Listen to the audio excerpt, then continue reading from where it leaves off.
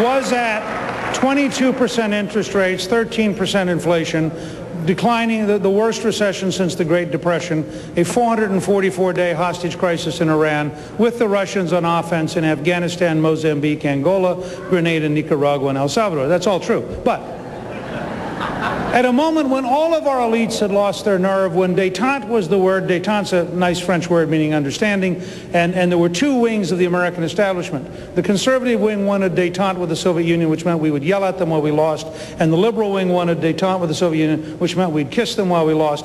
But the fact is we were going to lose. And people believed this. Ronald Reagan came along. A man...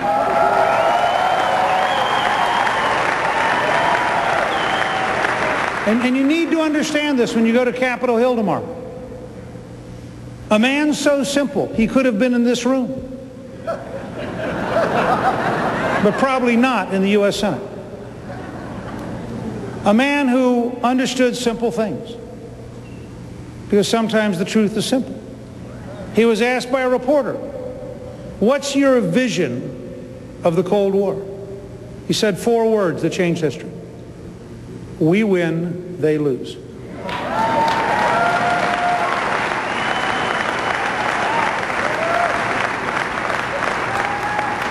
Then he went to Florida to speak to a rather large evangelical gathering, and one time he used a key phrase.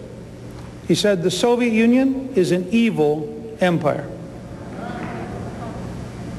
He only had to say it once. It resonated so loudly it shattered the moral assertiveness of the Soviet Empire, as Natan Sharansky, who at that time was a prisoner in the Gulag archipelago in Siberia, reports that the Pravda decided they had to answer this attack. In order to answer it, they had to report it. The minute they reported it, the guards' morale dropped, the prisoners' morale rose, because for the first time a Western politician had told the truth.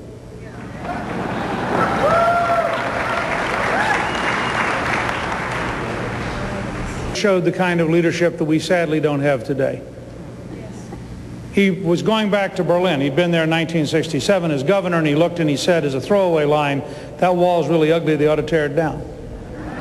In 1987, he's gone back as President of the United States.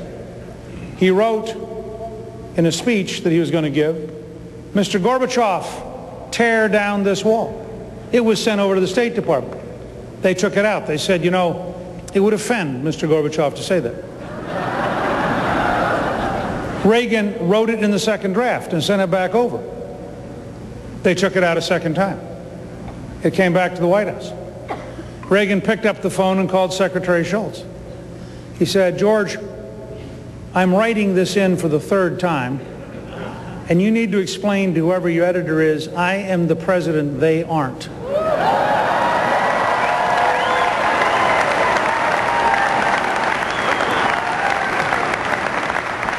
If George W. Bush wanted to send a signal to Hamas tomorrow morning, he could move the embassy to Jerusalem tomorrow.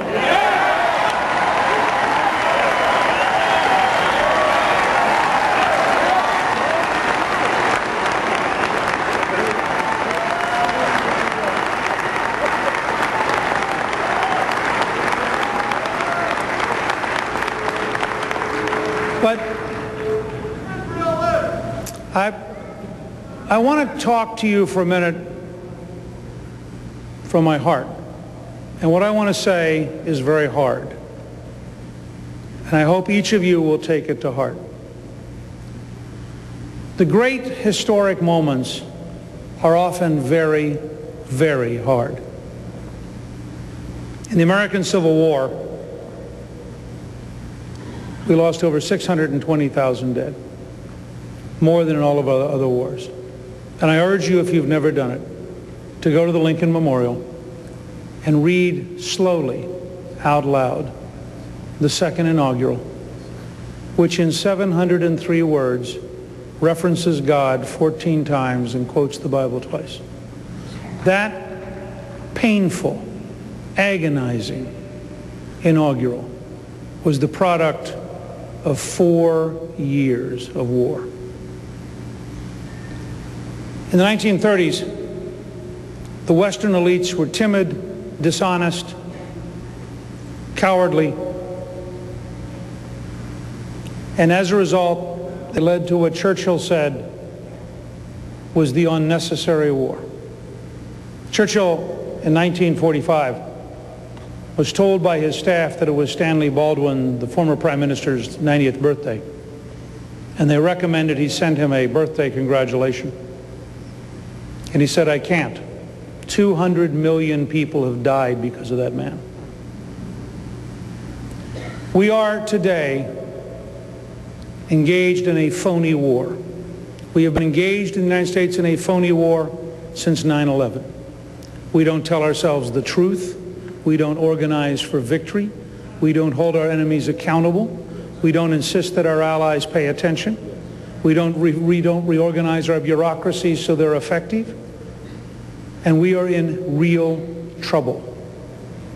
I can't say this too strongly. I worry every day when 6 out of 8 terrorists in Great Britain a few weeks ago are medical doctors. The danger of a biological attack is more real than you can imagine. When Pakistan is unstable and the Iranians and North Koreans are unchecked, the danger of a nuclear event is greater than you can imagine.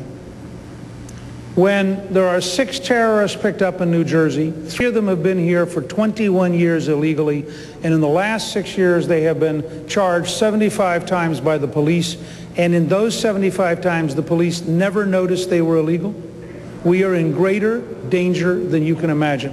When the State Department in Baghdad this spring could not move personnel to meet Ambassador Crocker's request until the school year was over because they didn't want to inconvenience the Foreign Service families. We are in greater danger than you can imagine. When we lie to ourselves, we have suffered in the West an enormous defeat in Gaza. We've suffered a significant defeat in South Lebanon. And we lie about it. We don't have a peace process, we have a surrender process. And the answer is what? The administration has learned nothing. Look at the proposals in the morning paper for a conference. With whom? This is Munich all over again.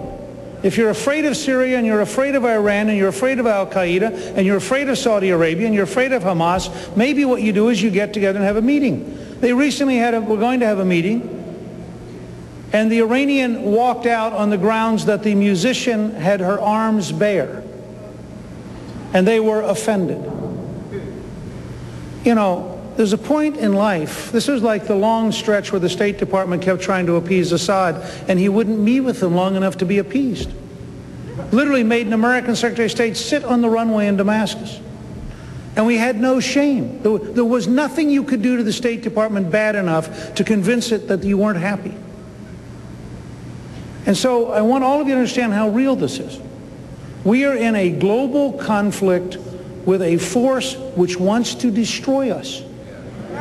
And I'll just give you one example, because our enemies and many of our would-be friends who just don't understand always somehow bring it back to Israel. If there's a civil war in Algeria and 100,000 Muslims are killed, it must be because of Algeria. If there is young girls, as happened last week in Afghanistan, killed on the way to school by the Taliban to terrorize girls into not going to school, it must be because of Israel.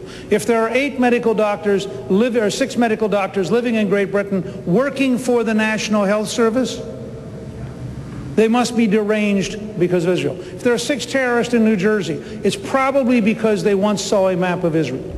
I mean, whatever happened on the planet, it can't be for the reason it really is, because if it's for the reason it really is, it's too terrifying. The fact is, the irreconcilable wing of Islam is quite clear. They want to kill Salman Rushdie because he expresses free speech. They killed a television producer in Holland because he expressed free speech. They drove a woman, a Somalian, who was a Dutch parliamentarian, out of Holland because she expressed free speech. If they were in charge tonight, not a single woman would be in this room. So let's be clear. We have 2 choices. We can find a way to be reasonable and surrender, or we can defeat them